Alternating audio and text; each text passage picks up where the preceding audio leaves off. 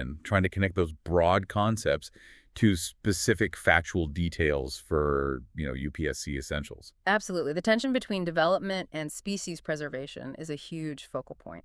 So let's start with the plumbing, river interlinking. I was reading the notes on this, Hmm. and the basic math just seems Kind of stressful. dreary. It is stark. I mean, India holds 17% of the global population, but only has 4% of the world's fresh water. Yeah, so that mismatch creates a desperate situation. You have floods in one part of the country and severe droughts in another. Right, so the engineering solution proposed is to just move the water, connect the surplus basins to the deficit ones. Exactly. It sounds logical on paper, but this isn't some modern invention. It's a bit of a zombie idea that keeps coming back. I saw that. It dates all the way back to 1858 when Captain Arthur Cotton proposed it. Under British rule, yes. And later in 1977, Captain Dinshaw J. Daster pitched the National Garland Canal Scheme. But for over a century, it was dismissed as too expensive or just too difficult. Right, but now we are actually breaking ground with the Ken-Betwa Link project. So break that down for me. Where exactly is this water going? Well, you have the Ken River in Madhya Pradesh and the Betwa in Uttar Pradesh. The plan is to take surplus water from the Ken and pump it over to the Betwa to irrigate the Bundelkhand region. Which is notoriously drought-prone. Precisely. It promises irrigation and 103 megawatts of hydropower. But here's the critical trade-off. To do this, we are submerging a massive chunk of the Panna Tiger Reserve. Oh, wow. So it's a direct collision between human water security and habitat security for tigers. Exactly. That's a heavy trade-off. It's funny, though, because with the river project, we are intentionally moving water around. But looking at this next story about the green crab, it seems we move things through water completely by accident. We do. The green crab is an invasive species from Europe.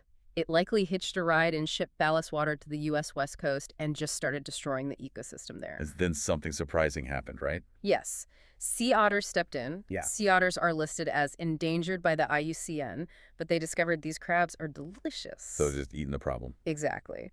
By eating the invasive crabs, the otters are inadvertently saving the coastal kelp forests. That's amazing. A native endangered species cleaning up our mess. Yeah. But not every species is that lucky. Let's talk about the pangolin. Yeah, this is a sadder story. Pangolins are these scaly, nocturnal mammals that curl into a tight ball when threatened. Which works great against a lion, but makes them incredibly easy for a poacher to just pick up. Right. Which makes them the most trafficked mammal globally. Legally, they have the highest protection, Schedule 1 of the Wildlife Protection Act of 1972. But their status actually varies depending on the type, right? Yes. The Chinese pangolin is critically endangered, while the Indian pangolin is endangered. Got it. And briefly, I saw a note about Rotten's free-tailed bat.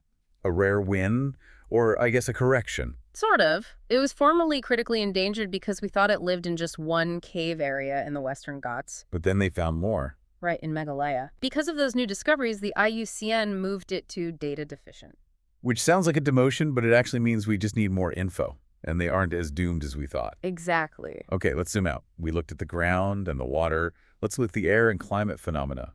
I keep hearing about marine heat waves and the polar vortex. These are huge drivers. A marine heat wave is when surface temperatures rise 3 to 4 degrees Celsius for at least 5 days. Like the blob we saw recently. Right. And the impact is catastrophic. It caused mass deaths of seabirds called common murres and triggered severe coral bleaching, where corals expel their zooxanthellae algae.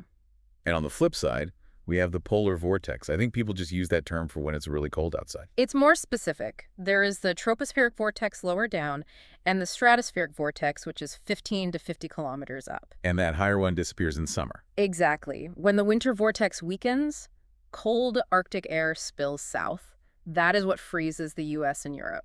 So putting this all together, human intervention is everywhere.